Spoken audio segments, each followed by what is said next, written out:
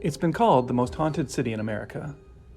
But in a country whose relatively short history is filled with so much violence, why would New Orleans seem to be more susceptible to ghostly inhabitation than other cities? According to Shane, a local voodoo priest and ghost city tour guide, it could be that the land's ancient history and geographic location makes it a kind of focal point for otherworldly energies. As he points out, it was home to Native Americans for over 1,000 years before the region was claimed by France in 1718. Also, Shane says, the Mississippi River and its tributaries include all or parts of 31 states and 2 Canadian provinces. So, all that comes right past us, so New Orleans is like a collecting point for all of it. That's my theory.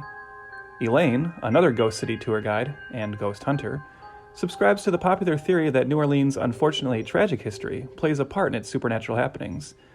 And there's no doubt the city has seen its fair share of misfortune and catastrophe, from 2 great fires that ravaged the city in 1788 and 1794, a lengthy yellow fever outbreak that would claim 41,000 lives between the years of 1817 to 1905, the brutal treatment and murder of slaves owned by the city's wealthy throughout the 1800s, and, of course, the various hurricanes that have pummeled the city, including the devastatingly disastrous Hurricane Katrina in 2005. Some believe the spirits left over from these various tragedies might in fact be trapped in the city, due to varied biblical and old world beliefs that spirits and demonic forces cannot cross water, essentially caging them in a city practically surrounded by bodies of water. Whatever the case might be as to why there are so many spirits in New Orleans, those that do inhabit it probably find the area quite to their liking, as the city contains a number of allegedly haunted homes, hotels, and, most significantly, cemeteries, including the famous Lafayette Cemetery No. 1. And the city, with its well-known ties to voodoo, has also become a haven for both fans and practitioners of the occult. It's really no surprise then that the city has become a go-to setting for stories of ghosts, vampires, zombies, and other supernatural creatures, utilized in series such as True Blood, American Horror Story, and Anne Rice's Vampire Chronicles. And so, it also makes sense that when a decision was made to reinvent and transplant a popular Italian comic book character from his original London setting to America, New Orleans was the only city that could be the character's new home. After all, this was no regular comic book superhero, but rather a recovering alcoholic and former Scotland Yard detective turned paranormal investigator, now known for taking on cases steeped in supernatural mystery. And the character's creator, despite never setting foot in London himself, explained the London setting as being absolutely important to the story's mood. The UK is often imagined as a land of ghosts, fairies, and mysteries, he explained. And then there's the fog. Fog is one of the symbols of the occult and of fear. While perhaps not as known for its fog as London, there's no doubt New Orleans still provided the best possible American alternative to a European locale of ghosts, fairies, and mysteries. But, still, was the change from the UK to America even necessary once all was said and done? After all, this was but only one change made when this particular adaptation got underway, ultimately once again begging the question, at what point does an adaptation stop honoring the spirit of the source material? And, maybe even more importantly, is it even worth it at all to make an American adaptation of a character barely known to American audiences? Because, while maybe the various spirits and other supernatural creatures in the city might be interested in the adventures of a New Orleans paranormal investigator, the sad truth remains. Ghosts don't buy movie tickets. The year is 2011, and Platinum Studios and Hyde Park Entertainment are ready to attempt to turn a popular Italian horror comic into the next big global movie franchise, with Dylan Dog, Dead of Night. 10, 9,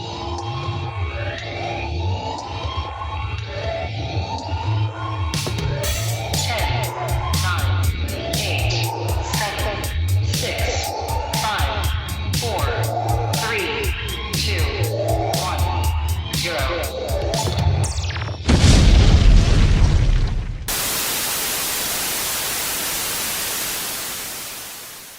Welcome once again to Failure to Franchise, the show dedicated to some of Hollywood's most infamous mistakes, missteps, and misfires. This is Trev.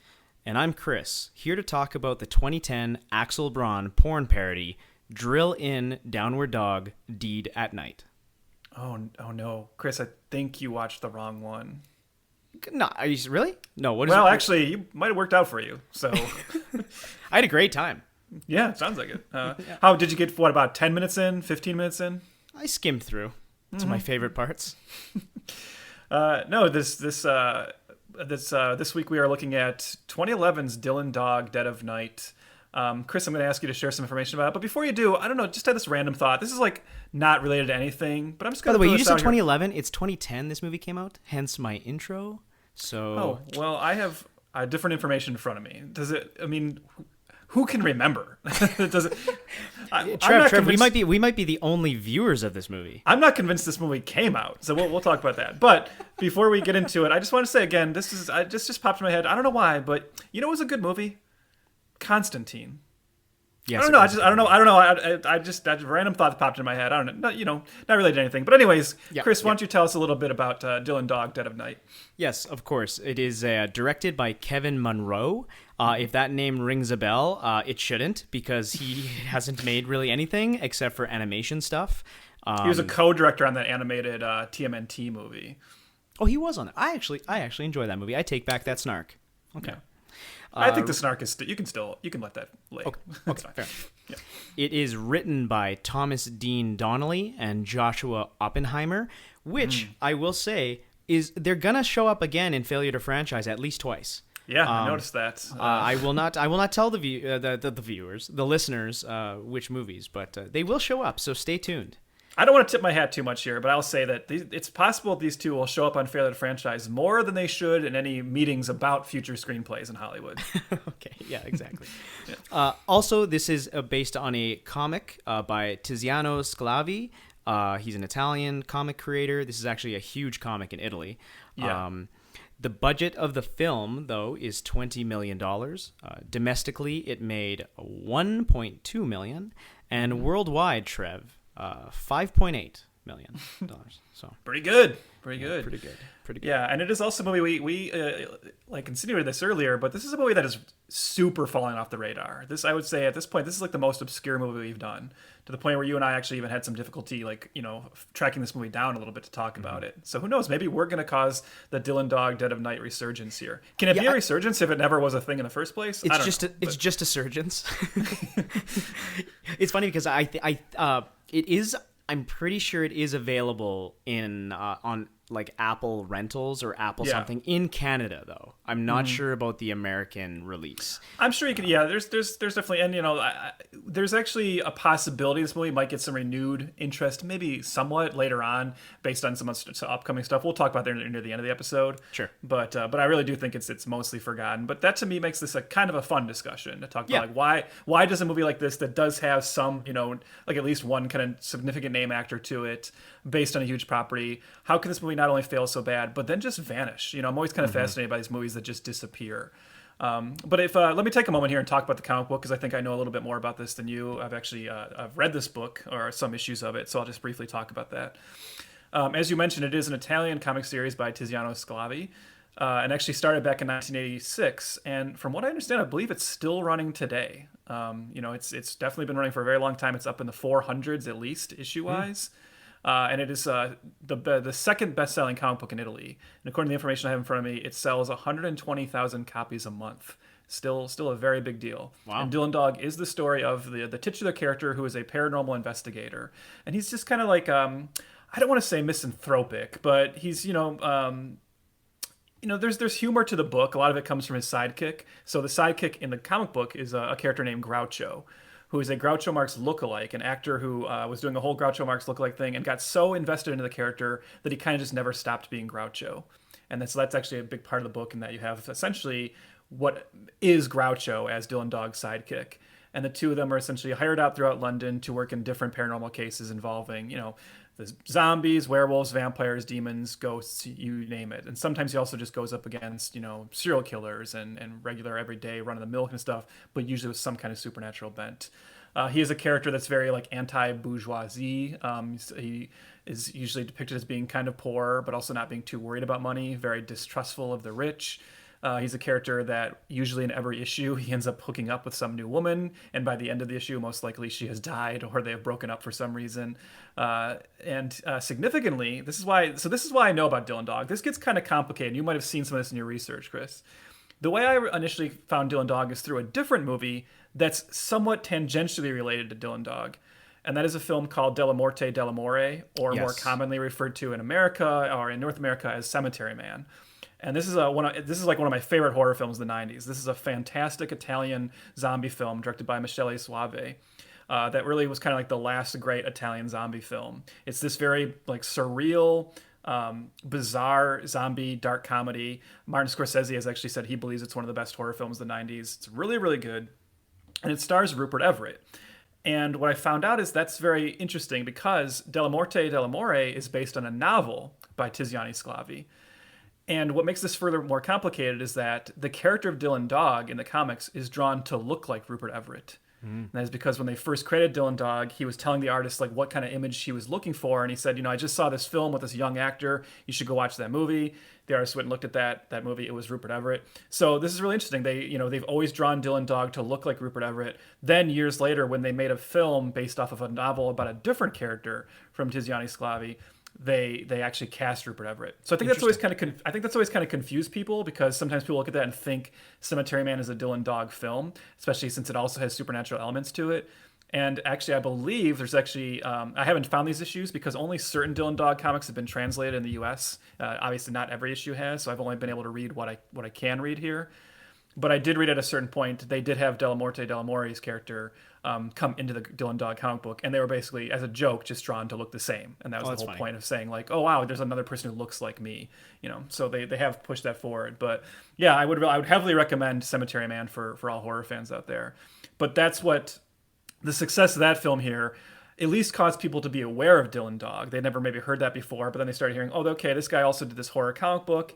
And so then in the late 90s and early 2000s, Dark Horse Comics, an American publisher, started publishing some American translations of Dylan Dog.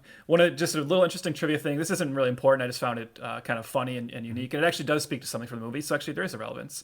But, Italy has very lax copyright laws. I don't know if you're very aware of that. Oftentimes they make movies in Italy and they just call them sequels to previously existing American movies. Yeah. Like they'll just make a film and call it Terminator 2 before Terminator 2 existed, right? And just get away with it.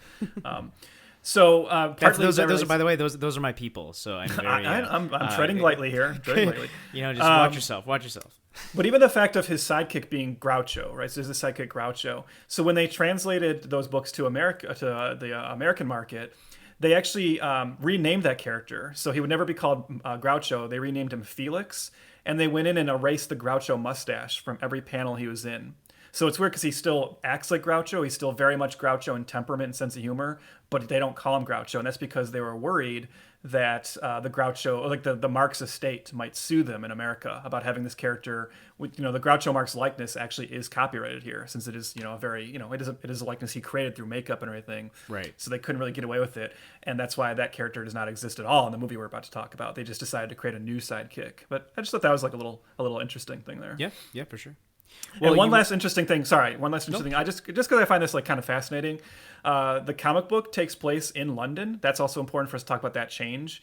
But interestingly enough, Tiziano Sclavi has never been to London. He talks about how he is so afraid of travel and flying that he has like never actually been to London. So he actually had to base all of the London geography and everything in the book just through his own research, through looking it up in libraries and books.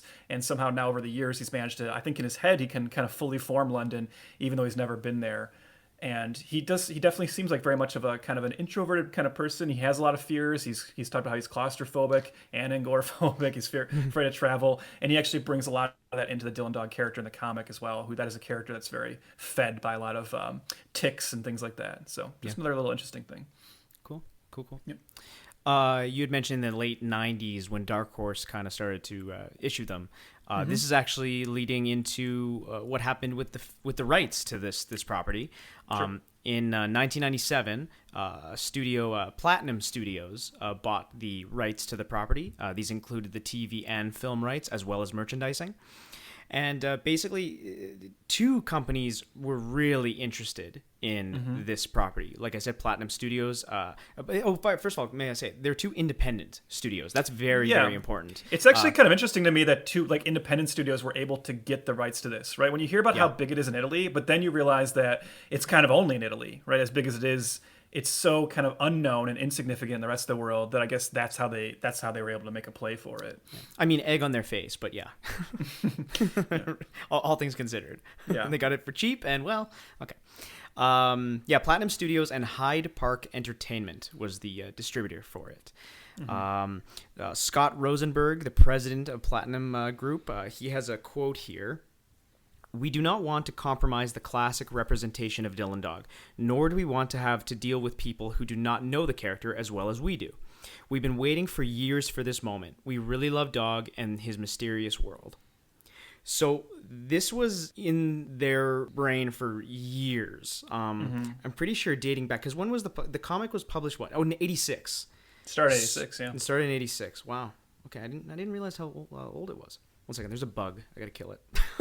It's fucking flying around here. All right, I might keep that in. The little demon bug, like at the end of the movie. Yeah, I know. All the vegans in our listener just freaked out. Unsubscribed. Also, Ashok Amritaj, the CEO of Hyde Park Entertainment, it was quoted here. "I like the comic because it's an action movie at the center of which we find a totally original, cool, avant-garde character. He is surrounded by an absolutely interesting world that will be intriguing to all age groups." So they really saw this movie as a 4-quadrant film, as they say, that everybody was going to show up. Obviously, what we said about the box office was barely anybody did, and to this day, it has been almost completely forgotten in the ether. Yeah, I'm actually kind of curious. I don't know if you have this information, Chris, but I'm curious how much of that, even that small worldwide box office, do you know like what the take was in Italy specifically? Yes, I do, Trev, because I come prepared all the time. The worldwide take was 5.8 million, and in Italy alone, it made 3.5. Yeah, I mean, you would figure that's where its biggest chunk of change would come from, That said, I'd be definitely interested to hear like what, the Italian audience in particular thought of it, based on just a little we know about how quite different it is.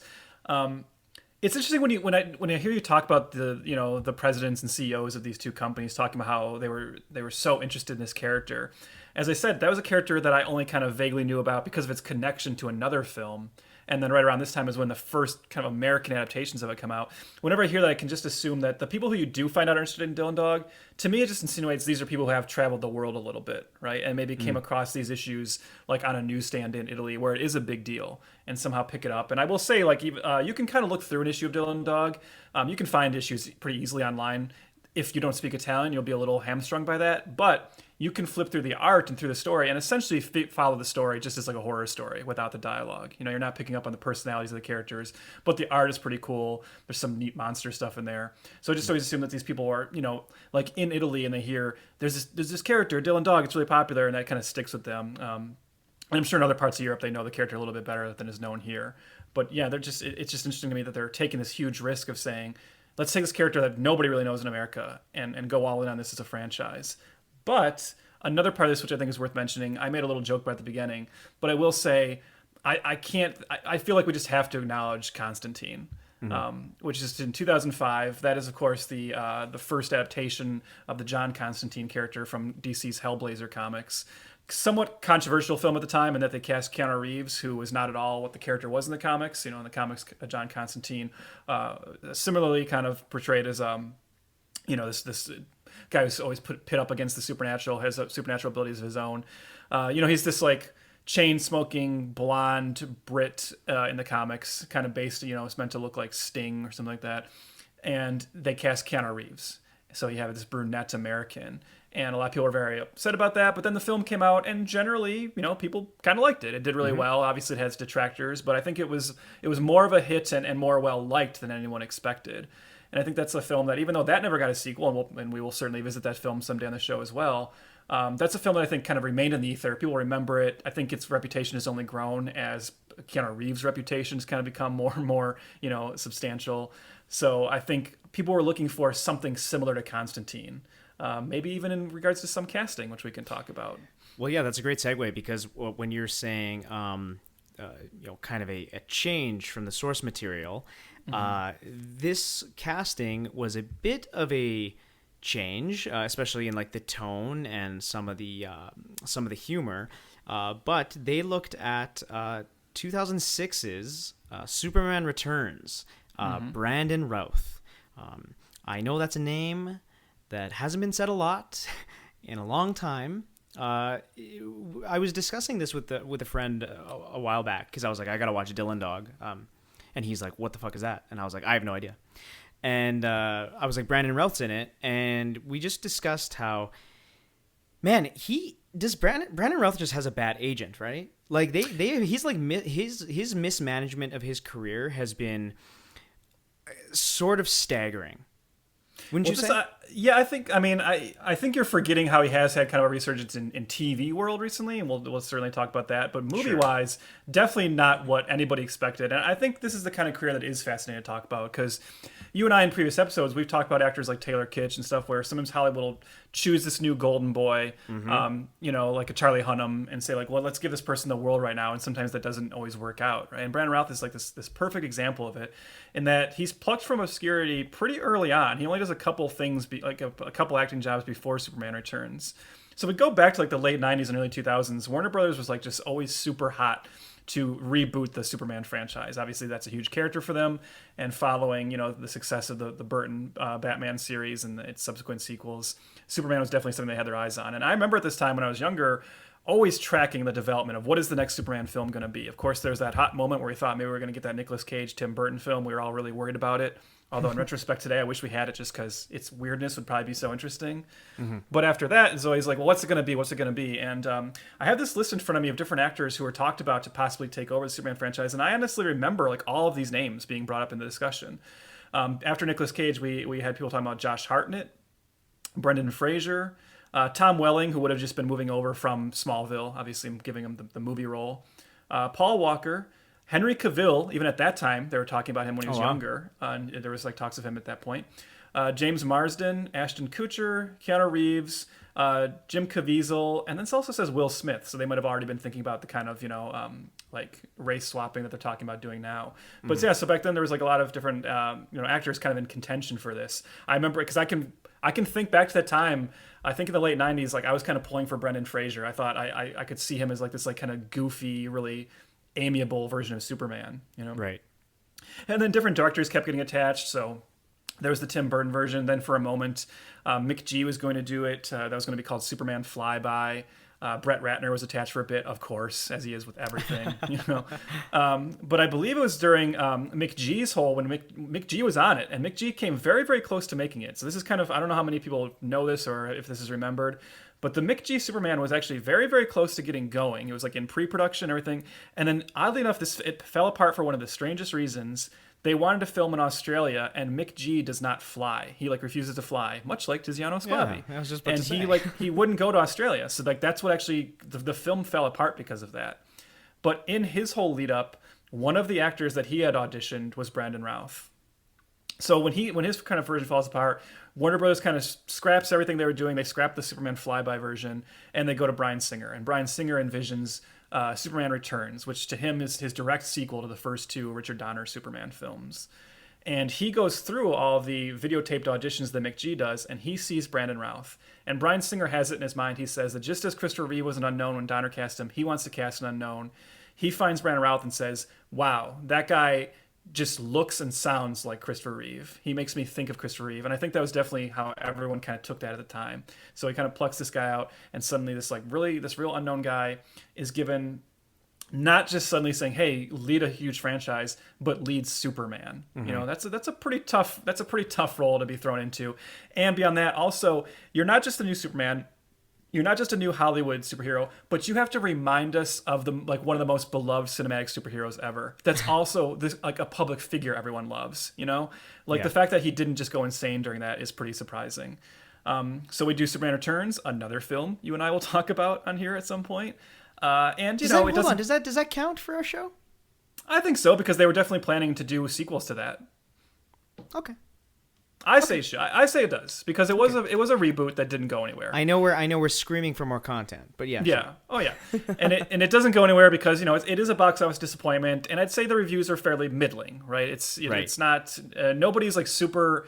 I don't know if anyone super hates it, but no one's super crazy about it either. I mean, I quite like it, but I get it, right? It is essentially just a remake of the Donner films. It's very much more of a tribute to the Donner films than it is its own kind of thing. Sure. But the one bright spot in it is that most people seem to like Brandon Routh as Superman. So if you just want to briefly, how do you feel about that? Do you agree? Did you like him in that role, or what are your thoughts on it?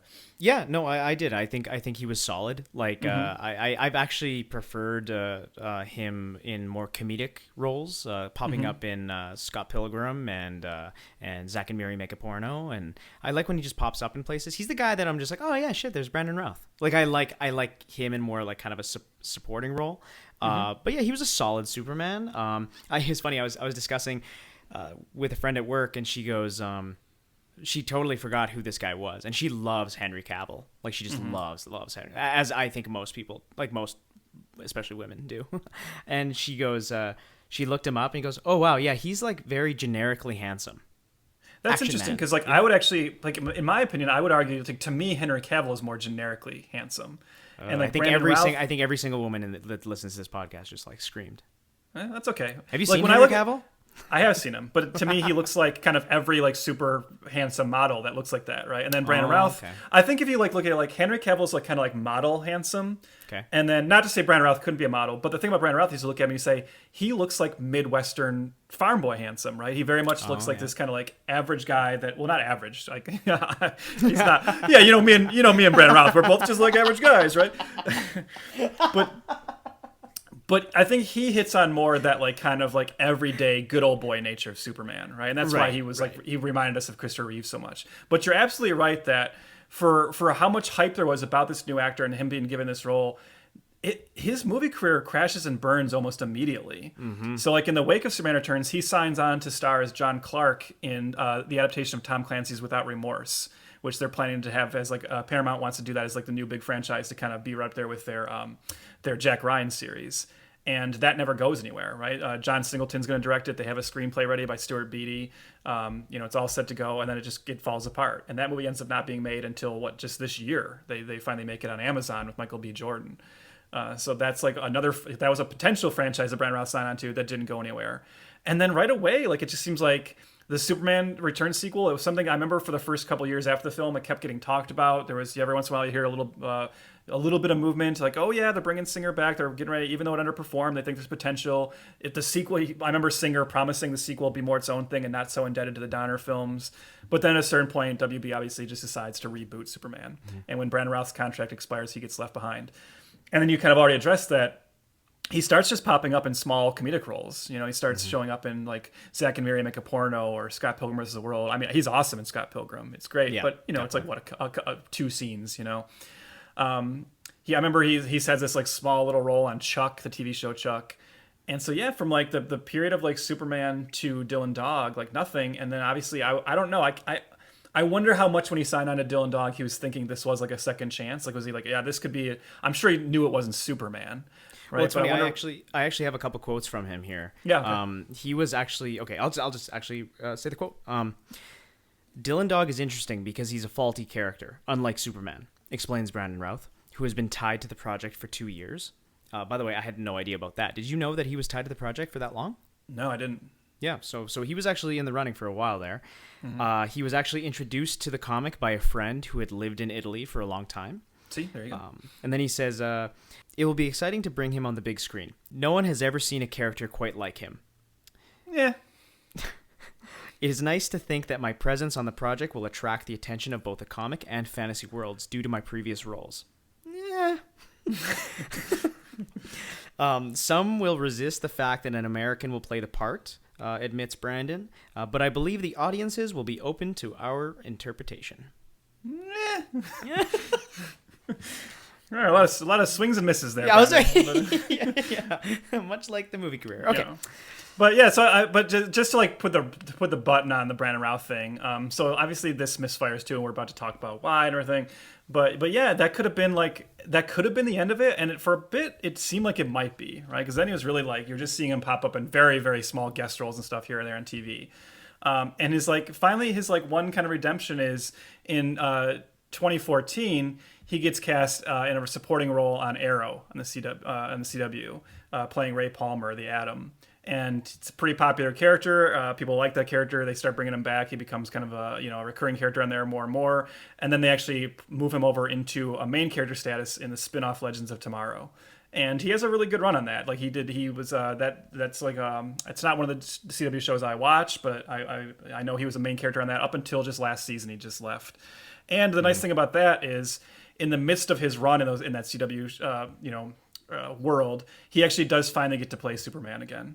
They do a crossover called Crisis on Infinite Earths, which is their first kind of really playing with the multiverse, and they actually do go back into like the Donner Superman world. And Brandon Routh is finally able to kind of return to that character, play Superman again, which I remember feeling very happy for him at the time, because he kind of got denied that second shot at it in the movie world, but at least he was able to come back to it. And the response online, just seeing how everyone was kind of very excited to see him again, and you could just feel this like upswell of positivity about, yes, we liked him as that character. It's nice to see him again. That was nice for him to get another shot at it. So at least there's a little bit of a happy ending there, How much was he in the episodes for? I'm just curious. As Superman? Yeah. Quite a bit. Like they hammered. They did an interesting thing where, like, obviously in that crossover he was playing both Ray Palmer and Superman. It's just he's two different characters in two different universes. But yeah, they went to his Earth, and he was in that. He played Superman in like a couple episodes of that crossover. Oh, cool. And they gave him like the cool like Kingdom Come comic from the comics with like the black S on the shield, and they put a little bit of gray in his hair, so he looked like like the older Superman. But it was really cool. It was nice to see him like slip right back into that role and get to do it again. Cool. I like that. Yeah. I might have to look up the scenes. Yeah, no, it's neat. It's neat just to see him get to do it again. And you could tell. I watched some behind the scenes footage, and I think it was just really exciting for him to get another shot at it, and he seemed very, very excited. So should we just jump into Dylan Dog now? Yeah, now that we've said the nice things, let's start talking about Dylan Dog. Look around you. The monsters you read about as a kid, they're real. And the key to their survival is making sure none of us know they're here. In the city that loves to party, just 3 blocks west of the French Quarter, lies a secret world. Dylan? Kill the lights. You okay? Where the crimes of the dead are investigated by one of the living, Detective Dylan Dog. There was a pact among all the undead to appoint a single human as impartial inspector, someone they could trust to protect them from themselves when one of their own crossed the line.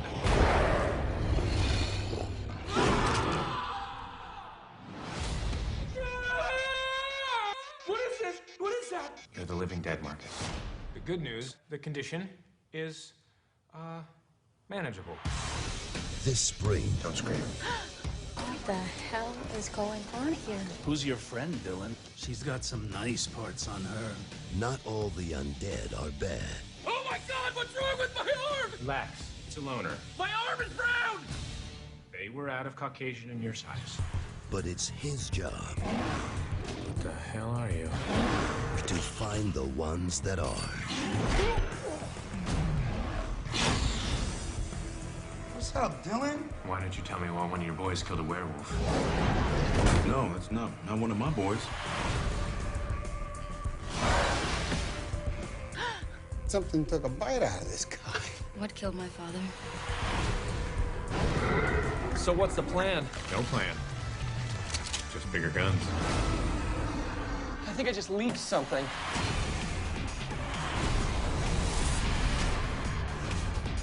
Oh my God! I look like a dead hooker! Oh, that's right. Not a big fan of silver, are you? Zombie power. Dylan Dog, Dead of Night. This is a zombie support group? Hi, I'm Marcus, and I'm dead.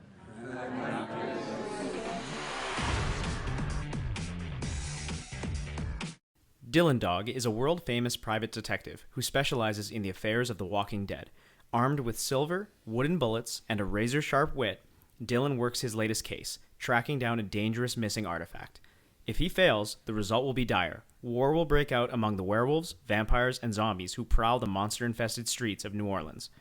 With the help of Marcus Adams, his undead assistant, he will have to persevere for the sake of the Earth. Cool. Dylan Dog. So this was definitely a first-time watch for both of us. I remembered when this film came out, but you didn't even remember that. So we both just visited it for the first time. So Chris, let me ask you, I'll let you go first. Share your basic thoughts on Dylan Dog, Dead of Night. Okay. So I watched something the other day, starring a tall, dark, handsome, brooding protagonist who's the head of his own self-titled paranormal detective agency. He works mostly at night and is well known in the monster-filled underground. He also surrounds himself with comical, demonic figures who help him along his investigations. Oh, and he grows a romantic attraction to a blonde female monster hunter. But enough about the TV series Angel. We're here to talk about Dylan Dog, Dead of Night. Yeah, Angel, Constantine. I think there's some other obvious, like, you can kind of read it all in here, right? Mm-hmm. Now, you like the show Angel, as do I. I love the show Angel. I believe you enjoy the movie Constantine. Mm-hmm. So I'd say it's a safe bet. You probably love this film. Tell me about it. This is in my top 10 of all time. Mm-hmm. Mm-hmm. And I think it's a masterful cinematic achievement. Mm-hmm. Underappreciated masterpiece, yes. Yes. I think, I know it's very hard to find, but we really need to stress everybody to search for it. I can only assume it's hard to find because Criterion is like keeping it locked down until they can release their special like 4K, right? You know, they're coming out hot with Citizen Kane in 4K. I have to imagine Dylan Dog Dead of Night is right on its heels. Well, I actually thought maybe Disney is waiting to get the rights to this, right? And then have a premiere access and have like a resurgence of it, because I mean, of course they want to make a franchise, because this is such a strong piece of shit. What if we just did the entire episode just like fake like blowing this movie? So sometimes I think that one day we should do that, mm-hmm. and like for like 90 minutes, like let's see if we can keep the bit going. I think for like you're like, and then when people come at us, just keep defending it. Like, what are you talking about? The movie was great, you know. Just, yeah. Okay, but for real, this is the real thing. Obviously, we were being snarky, but for real, this I wouldn't say it's a piece of shit. I just think this movie is just extremely forgettable, and it does not shock me in the slightest that it is just been wiped off the map. Or wiped off the face of the earth, because it lacks a total self-identity. You know what I mean? Like there's nothing original to this whatsoever. Again, I don't think it's bad. It's not badly made. It's just kind of like it's like a feature-length episode of Angel.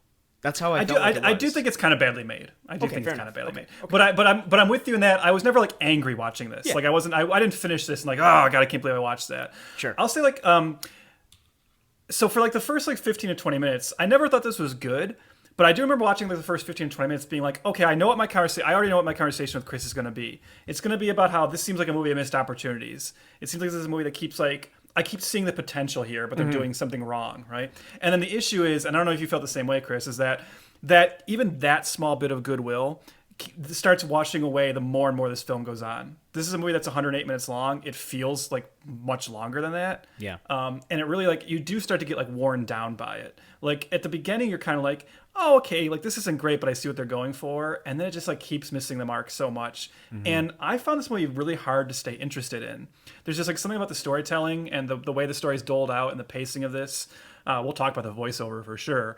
But man, this is a movie that just like lost me at a certain point. And this is the only movie we've done so far where at a certain point I had to go to the bathroom during this film. And normally I will stop the film because I want to make sure I see everything. But I was just like, I'm good.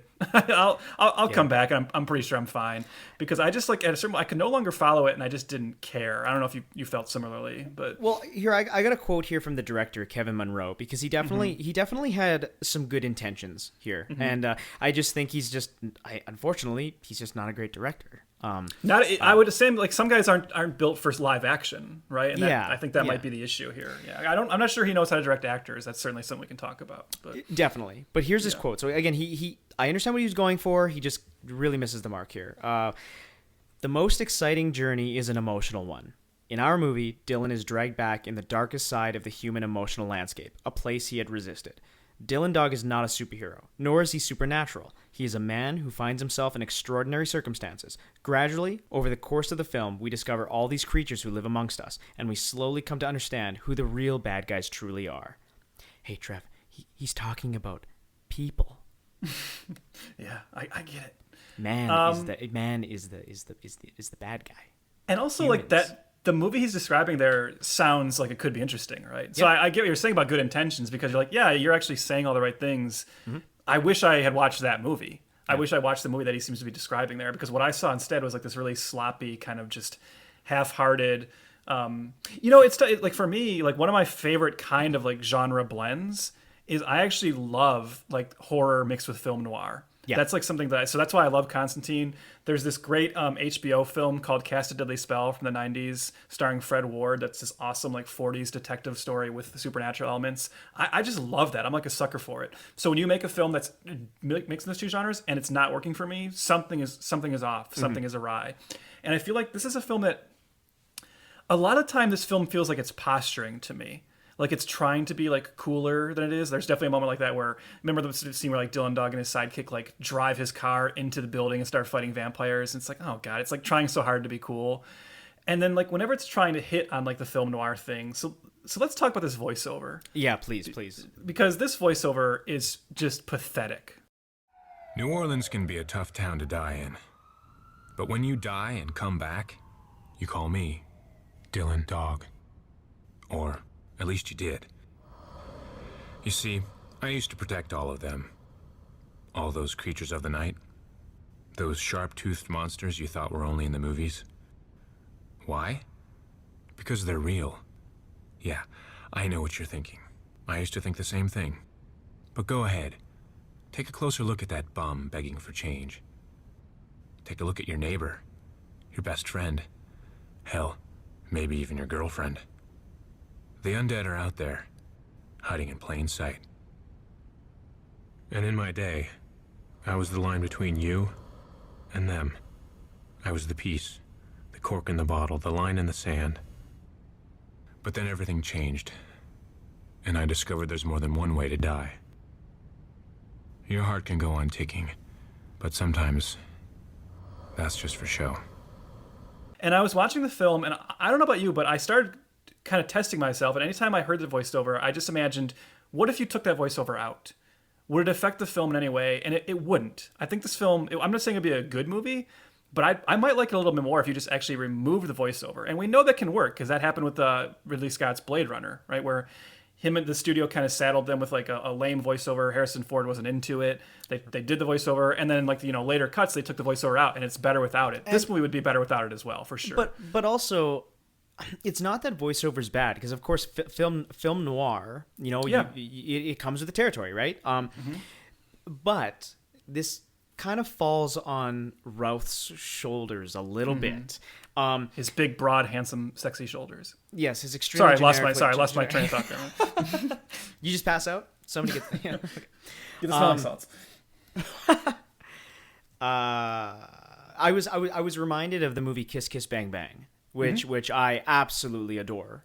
Robert Downey Jr. has that charisma. He's got that wit. He's got that dry sense of humor that plays really well with that film noir vibe. But also, the movie's trying to be a little goofier, right? Well, I was reminded of that movie because in this film, this is definitely trying to be goofy. Not in the traditional sense of goofiness, but it's definitely. It's taking it seriously that the world is overrun by monsters. And the monsters are just kind of living day-to-day lives. Like there's zombies that are fry cooks. There's zombie support groups, which I actually thought was funny. I like. Yeah, I think like actually the best joke in the film, like probably the best idea, is the zombie body shop. Yes, where they have that a shop was great. that zombies go to buy replacement body parts for when theirs fall off. Like I liked that. Yeah, like what was the line? Think of it as recycling. Which I thought was funny. But like there's something, or the zombie morticians who are taking pieces off of cadavers to then bring to the body shop. I like all that stuff. So there's that sense of playfulness. Routh is not good at that. And it's too bad, because it could work if there was some humor or he had some inflection behind it. But there's this scene where the love interest, Elizabeth, and him, that's the case that he's on, they hook up. Of course they do. Crossing the line? Yeah, perhaps. But I'm not exactly billing her for it. I like that line. But it's just kind of... I actually had to replay that scene when I heard it, because I thought it was good, but I was like, this doesn't seem... It doesn't seem like it fits. Do you know what I'm trying to say? I totally know what you're saying. let's just talk about Brandon Routh now, because there's other things to talk about, but let's just get that out of the way, because as I said, this is a star vehicle for him. Yeah. And I like Brandon Routh, and he's someone who I always was rooting for, because you literally just passed out thinking about him. I really enjoyed him as Superman, and I like Superman Returns quite a bit. And I was always hoping he'd get another shot at it, and then after that I was always hoping, he did develop into like a little bit more of a movie star. But you have to admit that sometimes there are just certain characters that aren't right. And I think this film is just a great example of miscasting. He's just so clearly not the right actor for this. I always wonder, like, with these two companies and these producers who are so invested in this character, I wonder if there's like any part of them. Granted, he was like a little old by this point, but I wonder if they ever asked like Rupert Everett. They ever like try for that, Which I know would have been a hard get, because I think even in retrospect he was kind of dismissive of Cemetery Man after making it. But the thing about, like, you need someone with that Rupert Everett kind of energy, right? Someone who, can be sexy, but also does seem like a little detached. I think that's important for Dylan Dog. So does this make sense to you, Chris? I think the problem with Routh and his character is that, as I mentioned earlier, Routh having that kind of good old boy Midwestern charm to him, there's something about Brandon Routh that just seems too like genuine and good-hearted to play like a dark noir hero. Dude, Brandon Routh is not dangerous. No, he's not dangerous. He's not threatening, right? Even though he's giant and could kill us all in a second. Yeah. But he just seems like such a good person and good-hearted. And when you see him, there's just something about him. That's why he makes a great Superman, right? He just seems like, yes, this is a good person. And then in this, when it's asking this, he's playing this version of Dylan Dog who he was involved with this woman. She was murdered by vampires. Ever since, he's like sworn off relationships. He actually, walked away from his entire like world of being a paranormal investigator. Now he's this kind of like dark, morose character. Routh can't play that. And when he does the voiceover, you can tell he's trying to do that. Like, he's someone who I'm sure Brandon Routh watched a bunch of film noir, and he's just like, yeah, I can do that. But you get him in the recording studio, and he can't. Like, it's just something. And you said if the character was just played more goofy, if they just went out and out comedy with this, that would speak to his strengths a little bit more, for sure. Definitely. There's a reason why David Boreanaz is awesome as Angel. He's tall and intimidating, and he's very handsome, but he's got that danger to him. He's got something that I believe that he can go into a club of vampires and kill them all. Brandon Routh seems like he'd be like waiting on them. Mm-hmm. Like he's obviously a genuinely good guy, and that's what plays against this character. Full stop. Big time. Yeah, for sure. Yeah, it's the movie kind of never overcomes that. Like, you can never get into the character because it feels like Brandon Routh like cosplaying, right? It never feels like he is Dylan Dog. Dylan! You son of a bitch. As much as the movie tries, and it tries it in goofy ways. So like in the comic book, anytime if you go online right now and look up Dylan Dog. What's the matter? The CIA got you pushing too many pencils? You'll always see him in one outfit. Dylan Dog is one of those comic characters that has this general outfit. Blue jeans, red button-up shirt, and a black jacket. What is this fucking tie business? Oh, come on. Forget about my tie, man. And I just thought it was so silly that he starts the movie like not wearing that because he's kind of given up being a paranormal investigator.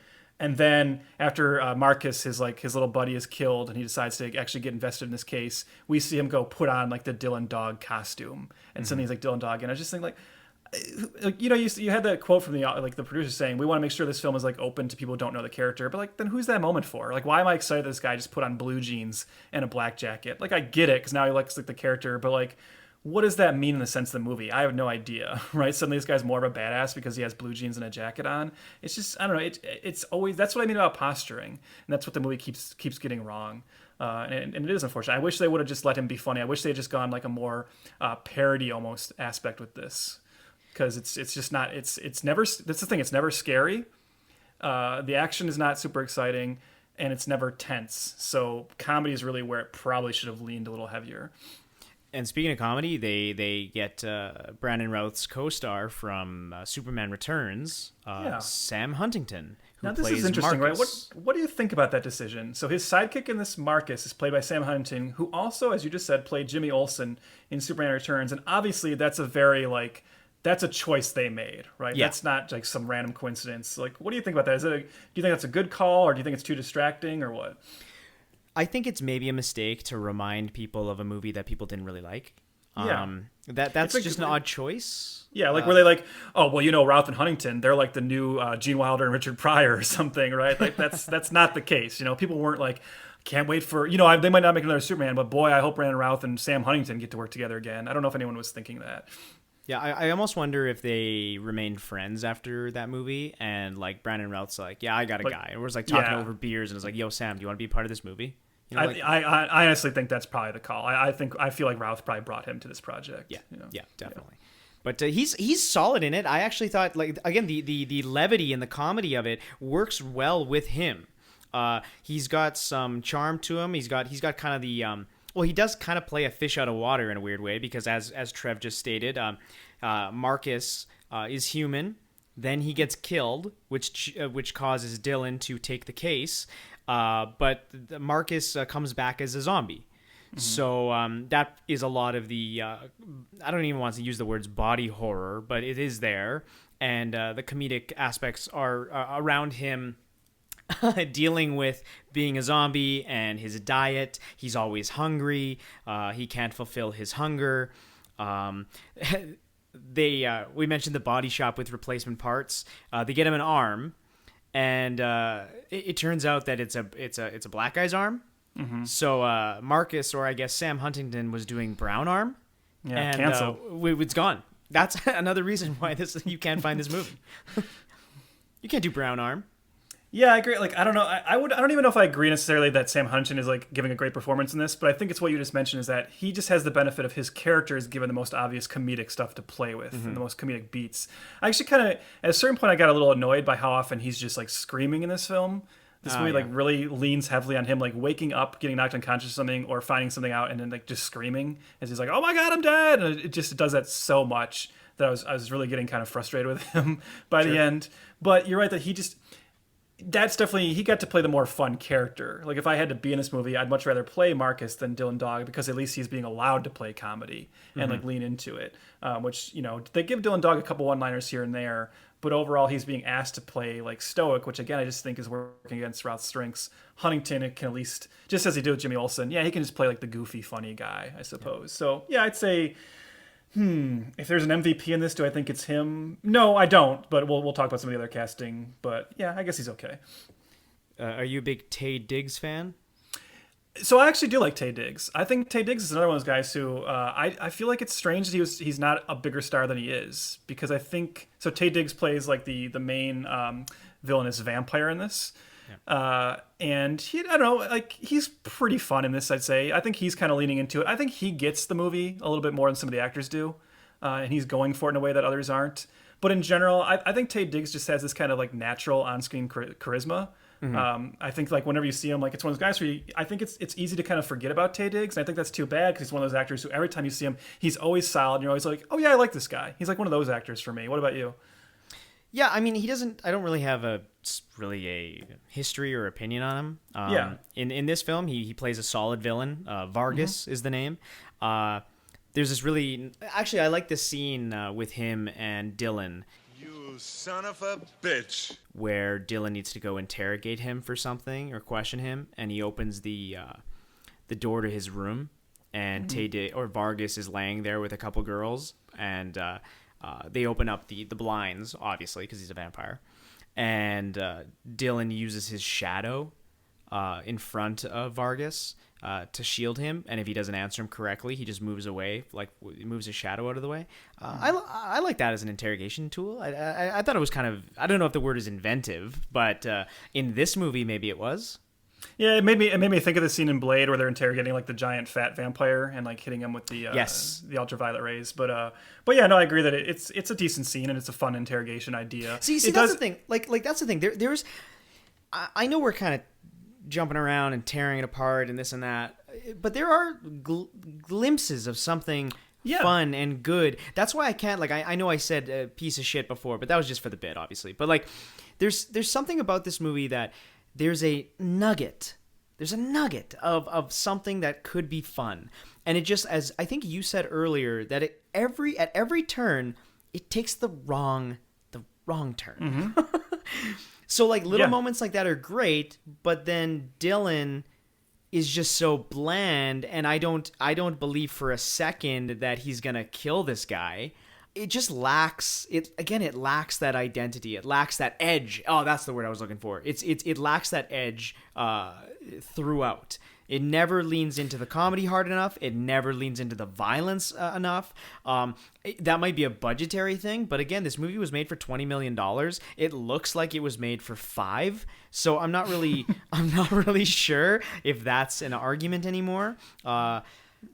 Lots of practical effects, which is good, but I don't know. Yeah, man. like the CGI is not this film's strength for sure. No. But whenever they go to just like practical like monster effects, I kind of like that stuff. You're right, it looks cheap, but I like the corniness of it. Yeah. You know, like some of the physical monsters, like the giant zombie has to fight and everything. They look cool. Like I'm into that stuff. And that's why I was always reminded of Angel or Buffy. It felt like guys in rubber suits, on the CW fighting people, and I do get a kick out of that world. I do like that paranormal.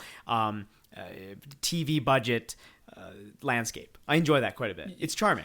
Yeah, I agree. I have mixed feelings about it because I agree with you. There's a charm to it. I will say, this goes back to what I was saying about Kevin Monroe, maybe just not being super equipped to handle live action, which is no shame. As an animation director, he obviously does well there. Sure. But I think this movie, I definitely wish this movie was like lit better. And what I mean by that is like lit actually even darker, because it's sometimes it looks too much like a TV show, and in particular, it looks too much like one of those TV shows that's filmed in Canada for like a show, like a network like the CW. You bite your tongue. And I think if you were trying to really have this look like a film noir, you would be going for like a little bit more stylistic darkness in this. And instead, this movie is just kind of like, it has this kind of like flat look to it that I think is underserving like the tone and the subject material a little bit more. But at the same time, you're right in that sometimes it lends it like a nice like B movie or cheap little monster show charm. So I don't know, I'm kind of half and half on that. Sure. I will say with the interrogation scene, I just want to go back to that and just mention that does beg an interesting question of why would a supposedly very wealthy vampire crime lord live in a house that doesn't have just like boarded up or painted windows? What's the point of even having the windows to where they can be opened and spill right into the bed in his bedroom? So Vargas, you're not thinking this through very well. Yeah, but he wants to, can't fight the moonlight, man. Can't fight the moonlight, no. You can't fight it. He likes looking at the stars. He's a vampire. He can go up on the roof and see the moonlight. He's an astrologist kind of. Not when he's banging those two broads.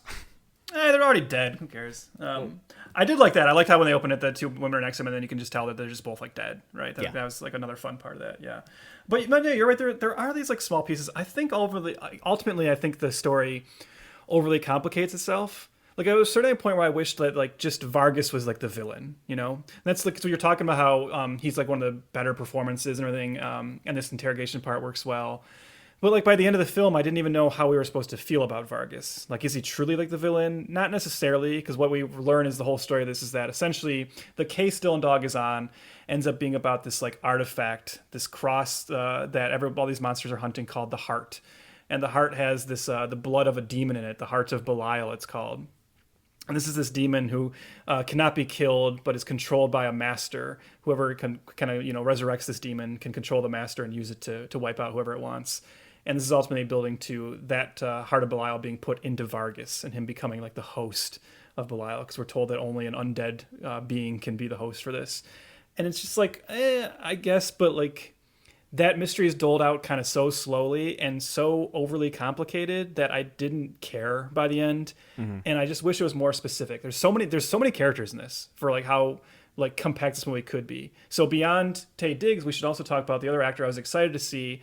I think there's actually a law that says if you make a film like this, you're legally obligated to cast Peter Stormare in the film. So of course he shows up. Obviously he was also in Constantine, playing the devil. And here he's playing Gabriel. Oddly enough, not an angel, but instead the leader of like the local werewolf mafia.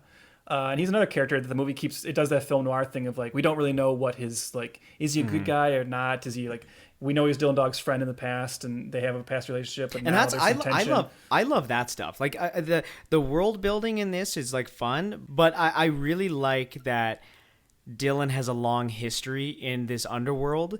And him and Gabriel have a history and a relationship and a mutual respect. I like that this movie just throws you in. There's no origin story for Dylan. There's no, it doesn't, show his first case. I like that this is happening in just kind of a day in the life, so to speak. You know, like I like being thrown into a story, so that's another like positive thing that I want to say. But yeah, Peter Stormare is always fun, always fun. Yeah. Every I'd say time he's the MVP in this because he's just doing his normal thing, right? Yeah. Like he's just being Peter Stormare, and you love it. Even like when he starts turning into a werewolf briefly, and you see him with like the red eyes and the fangs, and he's just still being Peter Stormare. Like this is good. This is good stuff. And you're right that even it's also that stuff does work well. That stuff actually is fairly reminiscent to me of like John Wick, right? This idea of like we're seeing this person that used to be in this world, has left the world, and now you like seeing the reaction where everyone's like, "Oh, Dylan, you're back. You're doing this again." I almost wish sometimes people reacted with like kind of more fear and stuff when they found out he was back. But how could you? Yeah, well, I'd be scared of this guy. Yeah, but to your point, that is like again a small piece that works. This idea of how they tell the story. I just wish the story was more interesting. Yep. But yeah, it works. And something that maybe doesn't exactly work. Elizabeth, the female lead of the film, played by Anita Briem. She is the one. So the movie starts, and she's in her mansion. Cooking in the dark. Right away, I was like, who cooks in the dark? The movie lost me in the first 10 seconds. Yes. Nits are being picked. But anyway, something attacks upstairs. It's her father has been killed by a werewolf. And by the way, her father's killed, okay? Mm-hmm. The next day, she goes to talk to Dylan. Yeah. Mm-hmm. And then she said, so the next day she talks to Dylan and says, yeah, at the funeral, the priest gave me your card. And all I was thinking, I was like, okay, hold on. Last night, your dad was killed and the funeral's this morning?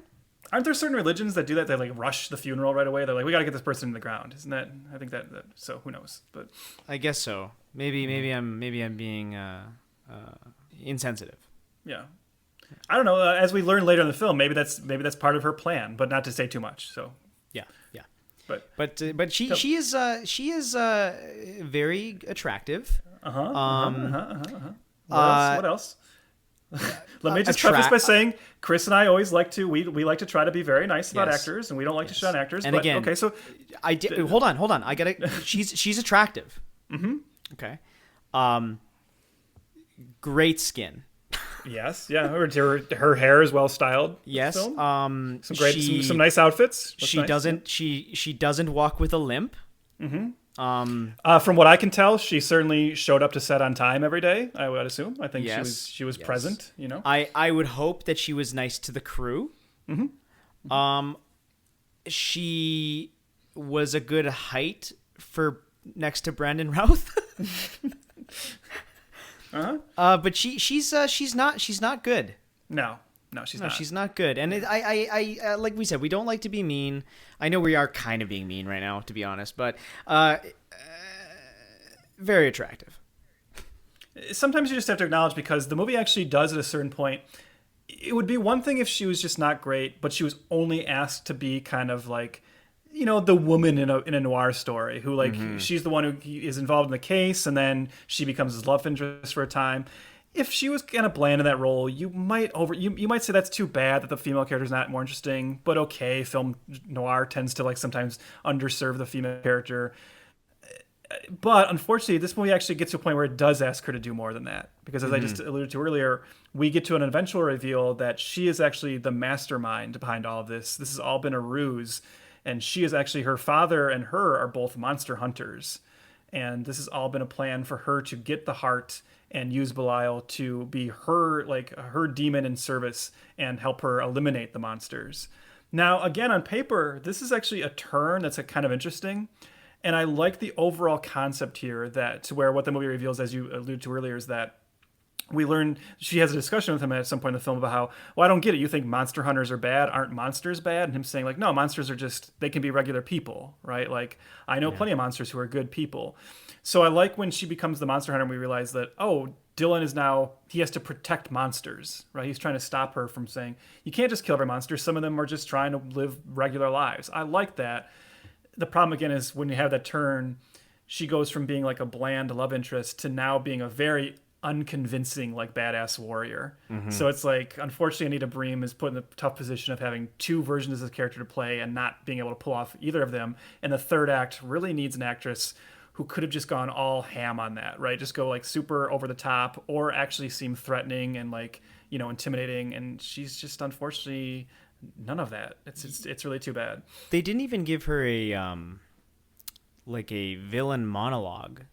You know, like turning at the camera and hamming it up. Like it didn't even give her the chance for one. No, that's another. You know what? So I mentioned earlier about how at the end you don't really know how to feel about Vargas, but the movie also can't really commit to how to feel about her. This is the thing: is the movie's so wishy-washy in its intent on like what this mystery is and who these characters are. You know, another example of that is like, so the wrestler Kurt Angle is also in this. Kurt Angle is like one of my favorite wrestlers. I was excited to see him pop up. I know he's not a great actor, and he's certainly not in this. But he plays like the main like werewolf enforcer, like thug in that gang. And like when we first meet him, him and Dylan Dog have this like kind of confrontation. He's like not happy to see Dylan Dog. There's actually a weird moment. I don't know if you picked up on this, where Kurt Angle's character calls Dylan Dog a breather, as like a slur. But then I was like, well, that's strange because werewolves breathe, right? That seemed like it should have been a line from a vampire, not a werewolf. So whatever, movie. But they fight. There we have another like direct Constantine ripoff. When I don't know if you noticed this, but like when Dylan Dog uses the silver like knuckles, the brass knuckles that are actually silver. I was like, oh man, Constantine had the brass knuckles that had the holy symbols on them. So it was like just again like a direct take. But at the end of the movie, like Kurt Angle's character comes back in the final battle and is suddenly like good. Right? Like it's like, wait, what? Like where did this come from now? I don't know. And doesn't he like just invite him to like dinner? He's like, yeah, next time you come by the meatpacking plant. Yeah, I don't know. It's and so that's what I mean. Like, so the movie doesn't treat her villainous enough at the end. It still wants you to be like, I kind of see where she's coming from, and allow Dylan to still have some feelings for her. Vargas, even though he tries to kill Dylan and like I guess double kill Marcus at a certain point, he's still even at the end treated as like kind of more of a victim. Dylan is trying to save him at the end. So that's what, I don't know. It's just it's not committing to anything. I don't know who is the villain. I don't know how to feel about anything, and that's why I just like I'm so checked out by the end, unfortunately. Yeah. And the end is just so anticlimactic. Like I was really disappointed in that because so again, Elizabeth makes the turn and she's the monster hunter, and so she actually captures Vargas and stabs him with the cross, like the MacGuffin. What is it called again? The Heart of Belial. The Heart of What did I say? I said Eden? Why did I say that? I don't know. I've already forgotten this movie. I watched it 2 days ago. The Heart of Belial stabs him with it, and he becomes the big creature, like the big bad, like the big bad, like the muscle, so to speak. Dylan fights him and punchy, and that's all good. I'm all down for that. And then while this is happening, Elizabeth is now fighting the gang of werewolves. So she's fighting them, and it's cutting back and forth between these two fight scenes. And then you're realizing that every time the werewolves like attack Elizabeth and hurt her or scratch her or whatnot, it's shown that her body is linked to this creature now. So obviously, as the viewer, you're like, oh, okay, well, they just got to kill Elizabeth, and then they're going to kill this monster. Elizabeth gets taken out so easy and like almost off screen. It's really strange. She like falls down, and then all these werewolves just kind of gather around her and obviously kill her. And then Dylan doesn't even get the final blow. And that was really, really frustrating to me. Was at least like I like the idea of linking them. I'm down for that. This supernatural connection. That's cool. But not giving the killing blow to Dylan in your Dylan Dog movie is a very large miscalculation, and he just watches it happen. Well, I'll push this even further, Chris, because I know you're not always thrilled when I try to rewrite these things, but sometimes I convince you of something, right? Yeah. Like, when you're right, when you realize at a certain point in the third act that every time she gets hurt, that also hurts the demon. To me, in my head right away, I'm thinking, oh, I get it. So to kill the demon, Dylan's going to have to kill the woman that he's fallen in love with, right? Exactly. And that's going to be the big dramatic crux here. Can he make the killing blow on her? He knows he has to stop this demon, but he doesn't want to. No, she just gets tackled and killed by some werewolves. It's like, whoa, movie. Like, how do you, again, it's always weird to me when they miss these like so obvious things. Hey, you want to make Dylan seem at least a little interesting in the final act? Make him have to kill his new romantic interest. And it doesn't even happen near him. He doesn't even see it happen. So for all he thinks, he's like, oh, okay, well, the demon's dead now, and I'll just go find Elizabeth now. Like, he doesn't even see what's happening. There's no reaction shot. There's no, like, even if they do allow the werewolves to kill Elizabeth, Dylan, cut back to him watching, and him, like, his emotion, like, oh no, that's the woman it reminds me of my old girlfriend that I'm pining over. And this whole thing, like, there's no reaction. It has nothing to do with either of them. Both action scenes are taking place so separately that it becomes just a big old wet fart. And that's how the movie, like, ends. That could have been like, instead of Dylan Dog Dead of Night, it could have been Dylan Dog Big Ol' Wet Fart. And it would have been pretty appropriate. Yeah. There's another moment near the end that makes Dylan seem really stupid too. When he first gets to like the like final like the location this big battle is, and Elizabeth is like hovering over Vargas, and she has the knife, the cross, ready to stab him. And Dylan like pulls out a gun, and he has her like dead to rights, right? And he's like, "No, don't!" And then he doesn't even take the shot. He just watches as she like stabs Vargas and creates the demon, and then Dylan like puts his gun away and like runs downstairs to now try and stop her. I'm like, wait, this hero sucks. Like, why am I behind this guy? Yeah. So you liked it? It was great. Yeah. Let's have a very brief, just because not to keep being mean, but let's have a very brief score horror moment and just say that the music sucks in this. And that was another thing I thought it was like, I don't even know how much you picked up on it, but I was trying to pay attention to, because I knew I was just like, what can we talk about in this episode?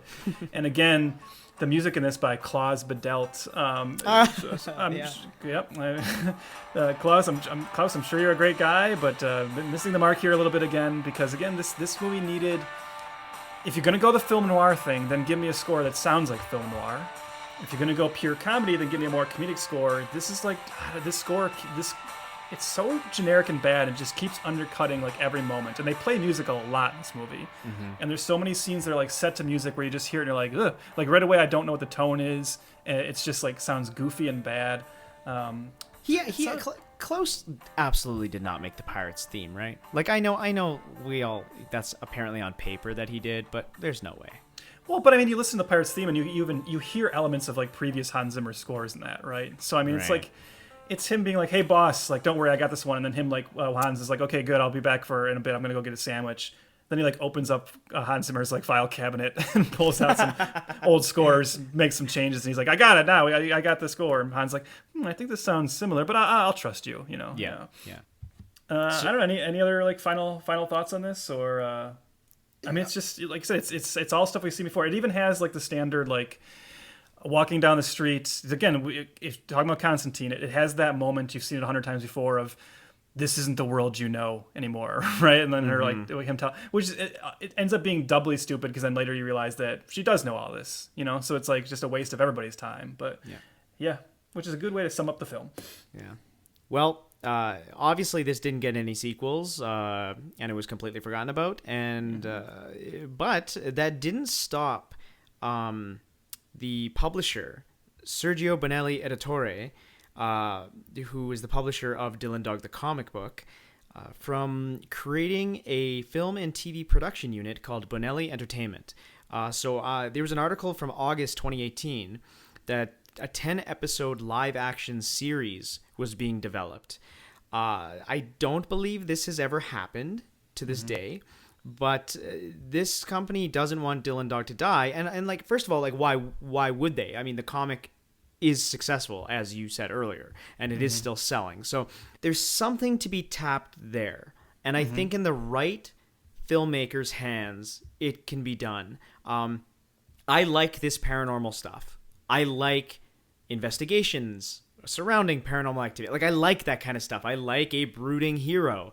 I like Angel, okay? Yeah. And I think a new Angel is all good with me.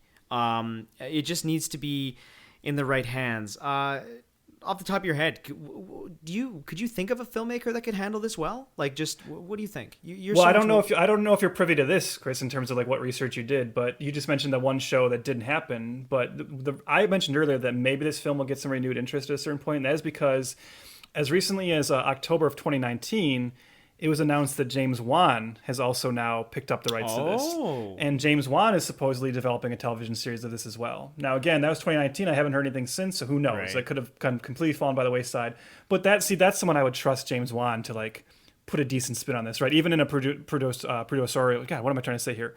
Producing role. I'll just make that easier. Whether or not he directed, like, he has a pedigree to where I'd say, like, yeah, I'm good with that. He's a good blend of tone too, like of that that comedy horror. Not that his horror movies are like laugh riots, but there's a goofiness to them. I mean, hell, he made a movie about a puppet that is killing people. And I think, and then you also look, and then he does stuff like he can do a Fast and the Furious movie or an Aquaman too, Yes. right? So he can exist in both those worlds. So it stands to reason he can probably merge them to a certain degree as well. Definitely. So like, yeah, someone like him I think would be good. I think there's some filmmakers who, like a director like Josh Rubin, who recently did Scare Me and Werewolves Within, I think could be someone who could like take, nail a project like this. Because like you said, you want to find someone who can hit on the horror elements, but definitely have the humor. So as me, even as someone who's only read a limited amount of Dylan Dog comics, I would say they are funny. There's a definite, like, there's this tinge of like very kind of dark comedy to it. And I think it's really important to not forget that part. So you don't want to make straight horror. You don't want to make straight comedy. You got to find that sweet spot. And horror comedy is one of the toughest genre blends to do. Big time. It's very, very hard, but the filmmakers who nail it do tend to nail it. Right? Well, and especially because we've talked about this a ton of times, like privately and maybe even on the podcast, I'm not sure, but how the two most visceral reactions a human can have is like fear, being scared, and then laughing at something. Yeah. And to merge those things is what a don't hire me to do that. Like that just seems like that just seems so difficult. Well, and directors talk about that a lot too, right? How like directing horror is very similar to directing comedy because it's the same idea as what you said. You're always building. It's all about building up to a release from the audience. Mm-hmm. So we have like Edgar was Wright's that the porn parody that I watched? Yeah, it was. Yeah, Axel LeBron could do this very well. Yeah, he gets it. Mm-hmm. Get to that release. Yeah, James Dean as Dylan Dog. Sorry, James Dean is canceled. I forgot about that. But right. But yeah, like Edgar Wright has a horror film upcoming this year, and I think we all trust that he will do quite well at that because we've already seen him play in the horror realm, even within his comedy. But it tends to be, we've seen in the recent years a lot of people known for comedy move over to horror, and that actually tend to work fairly well. And that is because they do, as long as you understand where that delineation is, it's still working in the same. Same. I'm building up to something here. The same kind of timing is at play, I guess, is what I'm trying to say. Would you watch this show? For sure, because what you just said is dead on. Like the basic idea of this is a hit. Like I completely understand why anyone would look at this project and say, "Yep." And I mentioned earlier that I love film noir horror mashups. A paranormal investigator named Dylan Dog, who like works out of this like shitty little apartment and gets hired to go fight zombies and werewolves and vampires. I want to watch that show right now. Absolutely. And the thing is, like, if you actually did translate all the issues to English, I will go get them right now. Like, I just like the idea of this so much that's what ultimately makes this movie such a bummer because it should have worked. It should have worked much better than it did, and unfortunately, they just made so many missteps. But yeah, I'm totally down for another shot at this. Yeah. Not with Brandon Routh though. I love Routh, but he's not the guy. No. That'll do it for what we have to discuss here for the film Dylan Dog Dead at Night. Ooh, you know what though? One last thing. Sure.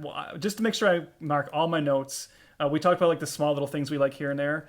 Pretty funny when they open that one vampire's coffin and we find out it's got all the Apple products in it. Yeah, that was great. I like that. Where he had like a phone charger in there and a laptop charger. I like that. I like that idea when you like mix in like the modern with like the old world monsters too. Again, the world building stuff, the little nuggets of those are so fun. I enjoyed that quite a bit. Yep. Just less of everything else, more of that. Yep. So that about wraps up Failure to Franchise Summer Surprise, where we randomized all of our films in our list and then just chose them out of the blue. And we finished with Dylan Dog Dead at Night. This was a movie about monster hunting. Now, Trev, you know me and my simulation theory talks all the time. I like to remind everybody that one day we're going to wake up in pods, but doesn't matter. I've already said too much. But we have more theme months coming, and this one is called The Curse of the Dark Universe. And I mentioned the monster hunting because next episode we're looking at 2004's Van Helsing. From there, we're moving into 2010's The Wolfman. Then 2014, Dracula Untold. And we are finally, Trev, a year into this podcast, we are culminating with The Curse of the Dark Universe with 2017's Tom Cruise, The Mummy. Yep. Very, very exciting. And I'm really happy that's our Halloween episode. Honestly, I don't know about you, Chris, but since we started this podcast, the episode my friends and some people online have asked me about the most is The Mummy. I think people really want to hear us talk about The Mummy. And I think that makes sense because it's, in recent memory, it's one of the most high profile, like, holy crap. That was meant to, as you just said, that was meant to start an entire shared universe, and the embarrassment of how much they fell on their face with that. But as you just said, like, there's actually a journey to get to that. Yes. Universal has been trying for a long time to get the Universal monsters back in circulation. So we're going to look at all of those examples over the next 2 months. And as a horror nut who definitely has very strong opinions about all of those films, I'm looking forward to it. Yeah, I think it's going to be a ton of fun. So the best place, follow us on Twitter at F2FPod. That's at F2 the number 2 F pod. Instagram, Facebook, all that fun stuff. Check your podcast app. Also, please rate, review, whatever you do. That'd be cool to shoot us a star rating wherever you listen to this podcast. And join the tribe and hit that subscribe, and you'll be able to keep along with us bi-weekly and trudge along through the curse of the Dark Universe, which I am... It's going to be a good one. It's going to be very, very good. And I forgot, The Mummy is going to be released, like, right on Halloween? Yeah, it's going to be right around Halloween, yeah. Beautiful. Yeah, exciting. Can't think of a better way to celebrate Halloween, really. Watch and talk about The Mummy. Well, boy, I hope we didn't upset any of, like, the Dylan Dog heads. Is that what they're called? Dylan Dog fans with this? No, Trev, you got that all wrong. They are affectionately named the Brandon Rouths. You're fired. Calling it off. Dark Universe podcast called off. We're done. All right, for real. Thanks for listening. Okay, bye. See ya.